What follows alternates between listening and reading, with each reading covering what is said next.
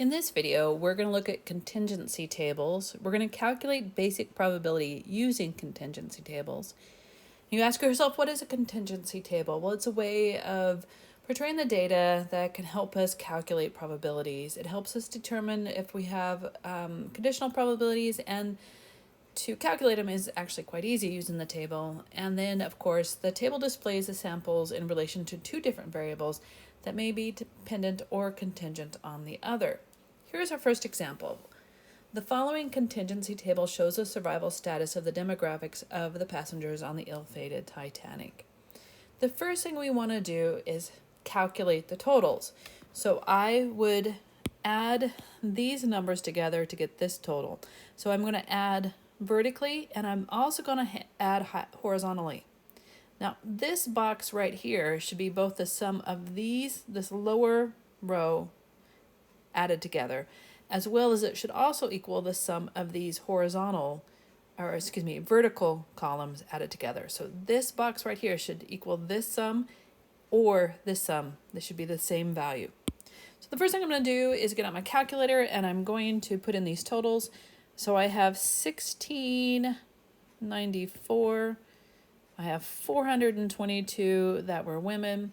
There were 64 that were boys, and 45 that were girls. Now, if I sum all of these together in this direction, I'm going to get 2,225. Now, I'm going to sum up the survived in the horizontal direction, so that's 708. I'm going to sum up those who passed away or died, and that's going to be 17.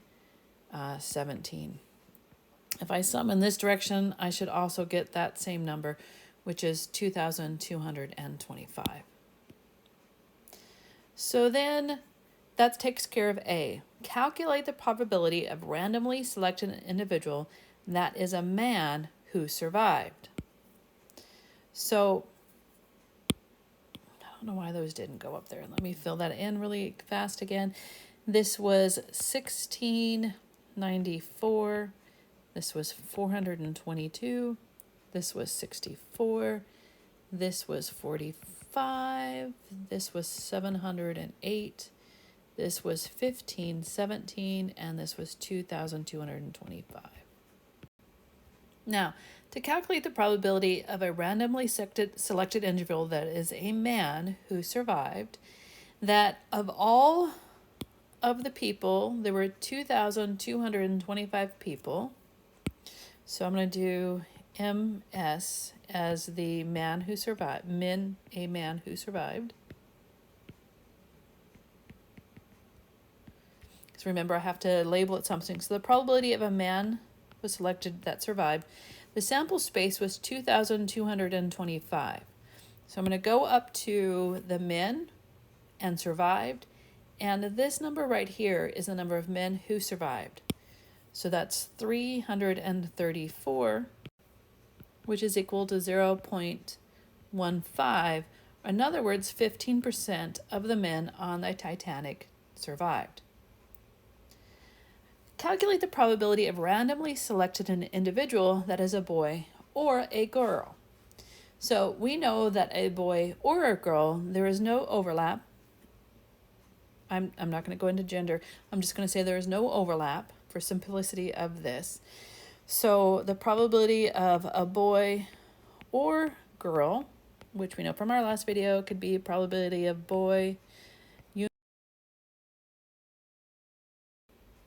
is going to be equal to the probability of the boy plus the probability of a girl.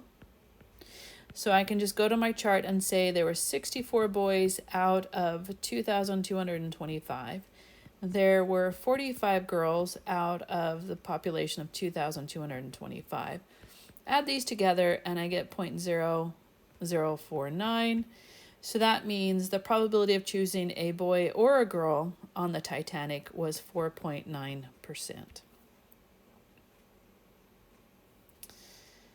Calculate the probability of a randomly selected individual that is a woman or dead. Now this one, so W equals woman, D is dead, that died.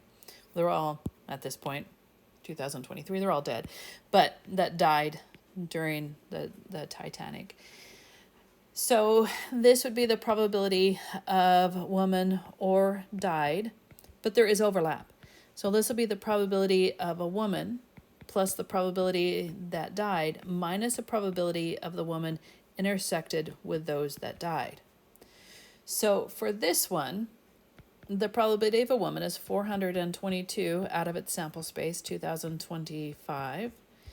The probability of those who died was 1517 out of 2,225. And then their overlap, if I go back up to my chart here, their overlap is 104. So 104 women out of the total died. So that would be 104 divided by 2,225, which is equal to 0.8247. So you have an 82.47% chance of randomly selecting a woman or an individual that had died during the maiden voyage of the Titanic. Calculate the probability of randomly selecting an individual that is a boy, given that he died. Okay, so the probability of a boy, given that he died, is equal to the probability of B intersected with D, so that's the and then this is the way I always remember it, is I do the division of, and this is how I remember it. This almost looks like a division symbol, so I know it's a probability of those who died, of boys that died. So that should be boys who died, not just died. So let me go back here. And it's not just died, but given that he died. And so that it's a boy, given that the boy died. The boy died. So I'm going to look for the overlap. Well, the overlap of a boy and a boy who died is at 35 over 64, or 64 of the boys passed away. Now, the boys that died was 64 out of the total number that died, which was 1517. So the probability ends up becoming 35 out of the 1517, which is equal to 0.023. In other words, a 2.3% chance. Now, I want you to go up here and look at this. If we looked at the boys who died, I could have just taken the number of boys who were in the died column divided by the number of individuals that died, and I would have gotten the same thing. Let's take a look at our last probability here. Let me erase this so we can see it better. Calculate the probability of randomly selecting two individuals where at least one of them is a man. So what I'm going to do is I am going to do the at least. And so the way that I'm going to do the at least is the probability of not selecting a man is going to be the sum of the people that are not male. And so that ends up becoming 531 out of the 2,225.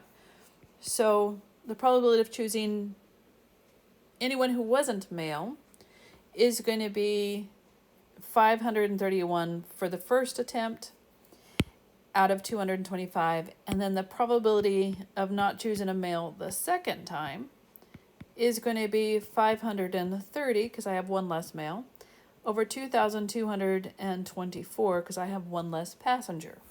So the probability of choosing at least one male, so I have the probability of at least one male, is going to be equal to 1 minus the probability of no males on two choices, which is going to be equal to 1 minus 531 over 2,225 multiplied by the probability of getting the second chance, which is 530 over 2,224 passengers, which gives me a total of 0.943, which means that I have a 94% chance of choosing at least one male when I select two individuals. Okay, so so here's a different example. 42% of the students are male, 30% of the students take statistics, 38% of the male students take statistics. So let's first complete the table below and then answer those questions. So what we're going to do is we're going to put in what we know. Well, they give us that there are 30% of students take statistics. This is both male and female. And we have 42% of the students are male. So how do we find all these missing values? Well, what we know is we're going to use M for male. And we're going to use S for statistics. So they're in statistics. Now, what we know is that the probability of being a male is 0.42. The probability of a statistics student, choosing a statistics student, given that they are male, is 0.38. So that tells me the probability of the male student intersected with the statistics student is going to be 0.38 multiplied by 0.42. So this gives me 0.1598. So in this first entry box, I'm going to put in 0.1598. After that, it's just a matter of doing subtractions to find all these other values. That's terrible. Let me try to write that a little bit better. 0.1598. Now, to find this, all I have to do is subtract this value from this value. To find this, all I have to do is subtract this value from this value. So I'm going to have 0.2604 here. I'm going to have 0.1404 here. Now I know that to find this value, or to find this missing value, I know that these two have to sum up to 1.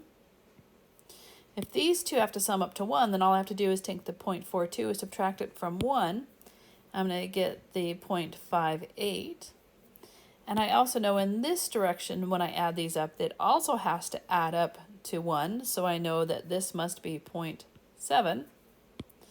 And I know in this direction, this value and this value have to add up to 0.7. That means that this must be 0.4396. Okay, so now I've filled out every single piece of information in the contingency chart. So now what I need to do is I need to answer these questions. What percentage of statistics students are female? So the of is saying given. So that's asking me what percentage of female students, what percentage of the students are female given that they're statistics students.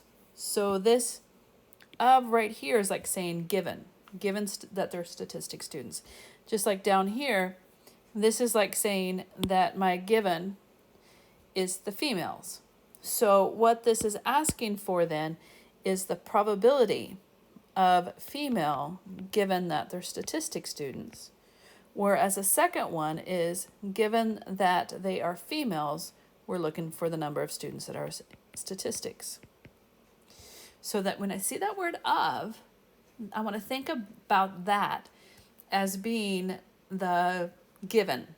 So if I see the word of, I want to think that as replace that with given. That's the given part.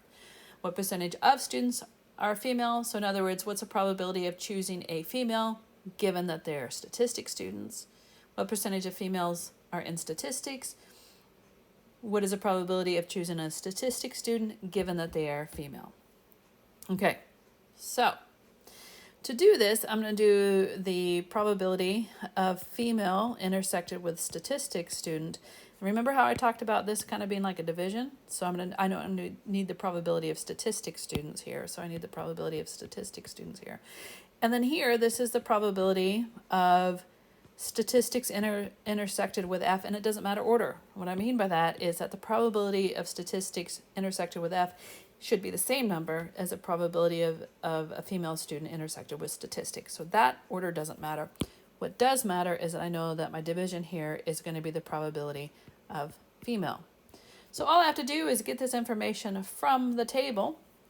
So the probability of female, and given that it's a statistics student, so female and statistics, that's going to be the female and statistics, which is this number right here. This is the intersection between female and statistics. So we know that this is going to be 0.1404.